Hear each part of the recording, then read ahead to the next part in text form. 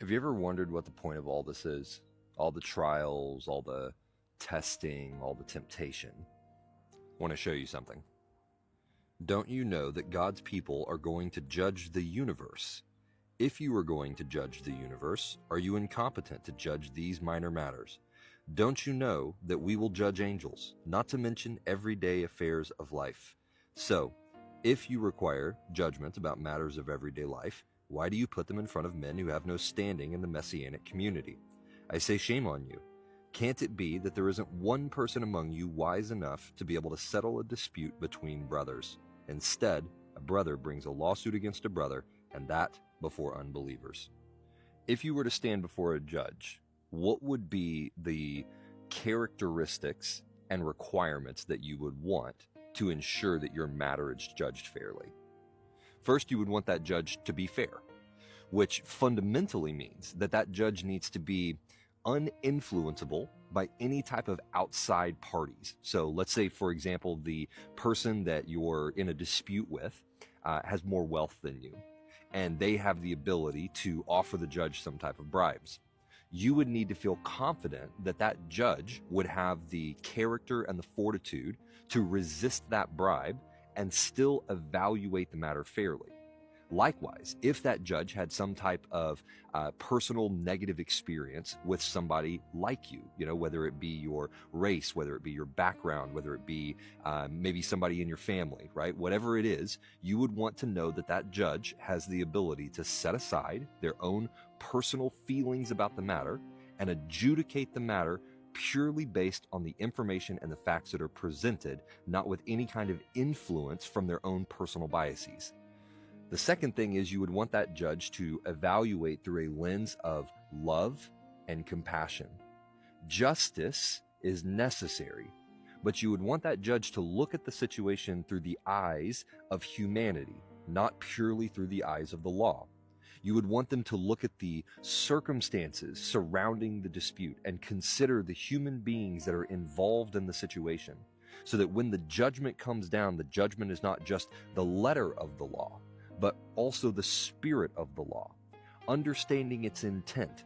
The intent of the law is to ensure that there is equity and fairness between two parties. Equity and fairness are not always the same thing. Sometimes for something to be equal is not to be fair. If you have a person who is 6 foot tall and a person who is 2 foot tall who are trying to look over the same fence, equity would be that both people would stand on the ground. Fairness would be that there would be a box provided for the person who is 2 feet tall to have the same advantage as the person who is 6 feet tall, so that it is fair. And so you would want the judge to look at things through human eyes. This is how we end up with situations where a young person commits a crime that has a 20-year sentence attached to it. But we give them less because we look at the circumstances. We recognize they're a first-time offender. We look at intent. We look at all of the matters that have to do with the human being, not just the letter of the law. And lastly, you'd want the judge to understand the implications of their judgment beyond just the effects that that judgment has on the individual or individuals that are involved in the dispute. When a judgment is made, that judgment sets a precedent for how we ought to view certain matters.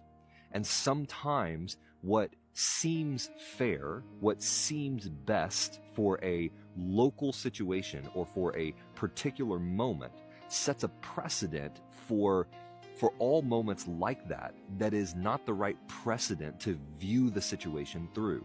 And so you would want a judge who understands these implications, so that when they are giving their judgment, they would be able to clearly communicate whether this is a circumstantial judgment and not one to be applied as a precedent or way in which to view situations, or whether their judgment is based on the implication and the precedent that it's being set for everyone, right? And so you'd want the judge to understand the scope and scale and impact of their judgment beyond simply the two individuals that are involved in the dispute. Now, how does a person become passionate about fairness? How does a person become passionate about how people are treated in circumstances where fairness is required, where sometimes equity has to be set aside for the sake of fairness? How does a person develop the heart and the compassion for these types of matters, if not to experience unfairness?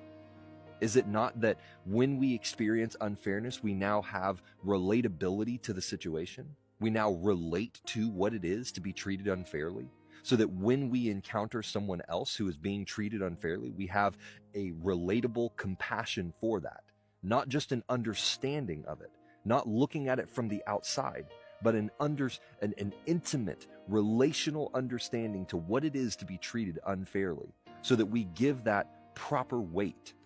How do we judge rightly if we've never faced a situation where to be rightly judged would be to experience the full weight of consequence, and yet the judge viewed us through compassion, through a lens of humanity?